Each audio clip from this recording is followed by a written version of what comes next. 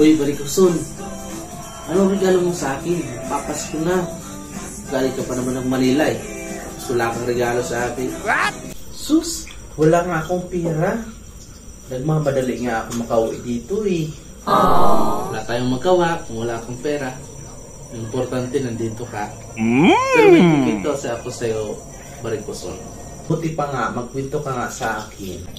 Tungkol ito sa babaeng 30 years old na siya, pero di pa siya nagkaroon ng boyfriend, di pa siya nagkaroon ng asawa, kaya problema siya. Kaya ang ginawa niya, nag-wish siya kay Santa. Sabi niya, Santa, kahit wala akong pera ngayong Pasko, basta bigyan mo lang ako ng lalaki na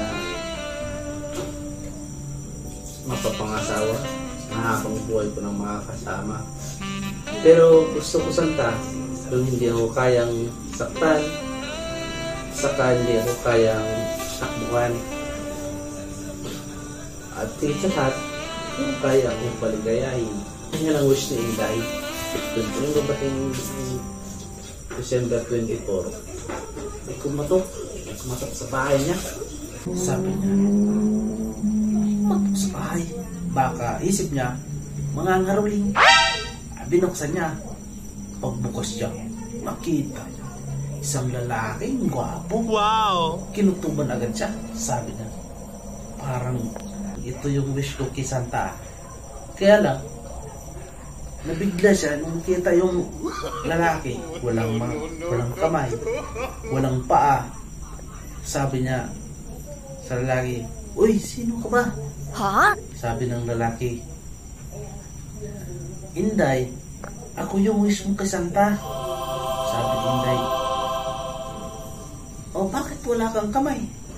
Sabi ng lalaki, diba sabi mo, Inday, sa wish mo, gusto mo yung lalaking hindi ka kayang saktan. O yan, hindi kita kayang saktan kasi wala akong mga kamay. Sabi naman ni Inday, o bakit wala kang pa? Sabi naman ni Santa, diba wish mo na gusto mo sa isang lalaki yung hindi ka kayang takbuhan. O yan, hindi ako makakatakbo sa'yo kasi wala naman akong mapa eh. Sabi ng ni Inday, oo nga naman, pero may isang sinabi pa ako kay Santa. Bakit? Kaya mo ba akong paligayahin? Sabi ng lalaki, ay, tinanong mo pa talaga, Inday. Sa tingin mo, yung ginamit mong pangkatok sa bahay mo, ano yun? Yung ginamit mong pangkatok sa bahay, ito yung paligayahan mo, Inday.